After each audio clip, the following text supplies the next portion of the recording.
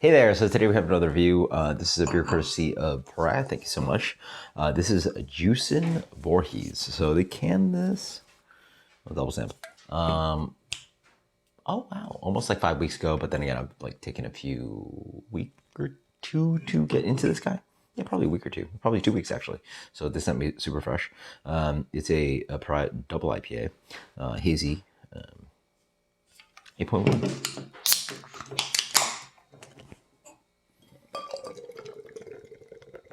Very pale.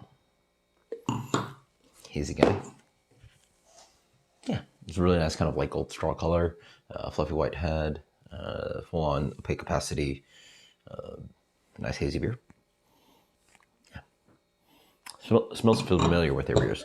What do I want to call it? It's fruity, citra, that kind of like orange, like zesty kind of thing going on, hazy, blah blah. Also like predominantly get a lot of soily character. A little bit stinky something, a little stinky. Also get like some ripe fruits in here. So there's like a melon. There's like this kind of like light cantaloupe character. There's also this kind of like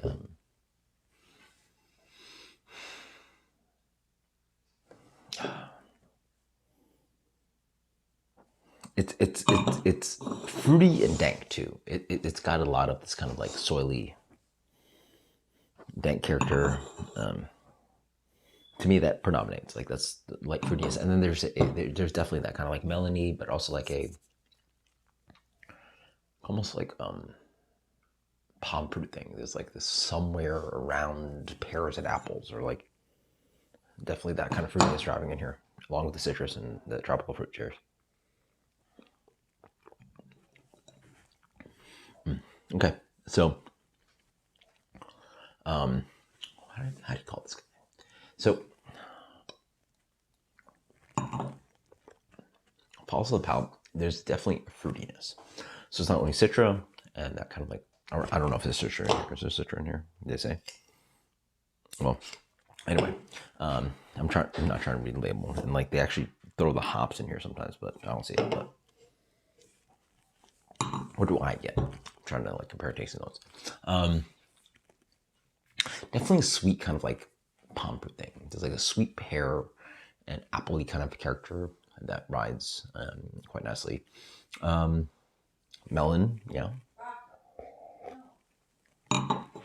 Honeydew, pretty strong. There's a kind of rosy, sweet character in here. That kind of like heavy hop character. You know, there's just like that rosy, kind of like sweet rose floral note. A little bit chalky. Quite drinkable for its ABV, especially at 8. Yeah, and that kind of aqueous quality. And then it does have that kind of like the soily actually on the aroma. Now it's like generally predominant, but it like lingers on the back end with a little bit of bitterness, and there's a little bit of that polyphenol kind of bite on it. Solid beer, like for a hazy, like it doesn't have the off flavors too intense where like it becomes undrinkable. It has them where it's noticeable, and there's that kind of like chapsticky, lipsticky kind of like a floral character that I just get a lot of hazies these days. So a lot of kind of like floral, rosy kind of thing. Nice sweetness to it. Really nice kind of like blanket of like just semi-sweet malt that just like sweeter malt for sure. And then now as I drink more, it's more citrusy. You get this kind of like concentrated orange character, a little bit of grapefruit. Quite nice, quite nice. Let's compare some tasting notes. Let's go with that point. So, orange opaque hue, frothy white foam for sure.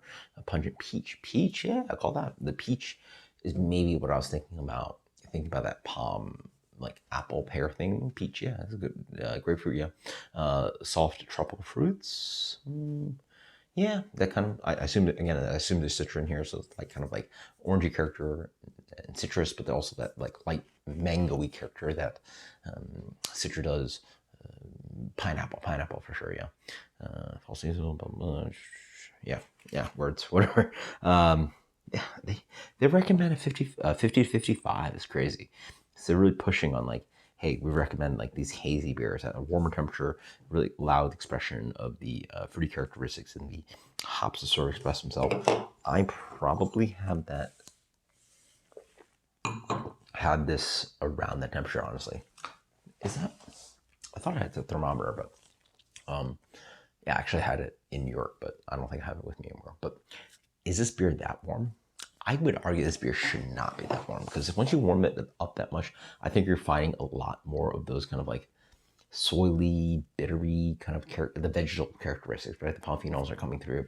I would not have this beer at that temperature. I would definitely argue it's more of a 45. I'm like, yeah, 45 is where I'm putting it. 45 to 50 versus 50 to 55. Yeah.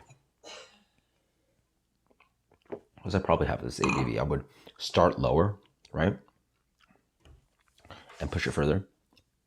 Versus now, because again, if you start your beer at like 50 to 55, you're getting to 60, 65 by the time you're trying to finish the can, right?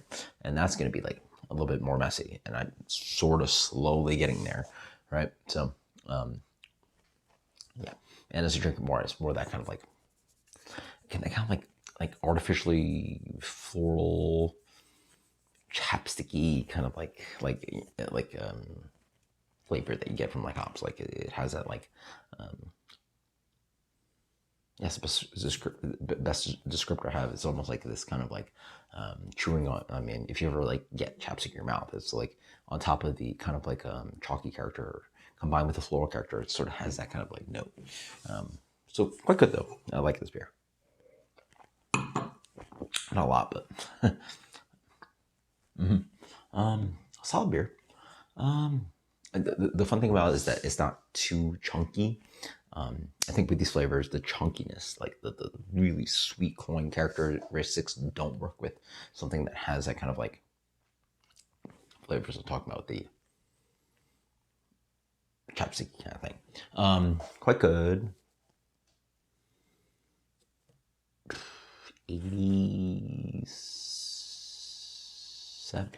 87, sure. Pariah Juicin Voorhees. Really fun that they're like producing kind of Halloween. I mean, I assume this has to be Halloween. Sorry, Halloween inspired kind of beer, canned 2.5 months before Halloween. But hey, seasonal creep. Who knows? I'd assume you can this like 2 weeks before Halloween, and then push that guy. But anyway, the reference is reference. Good stuff. Thank you so much, Brian, for Science Beer. 87. Until next time, guys. Excuse me. Cheers. Later.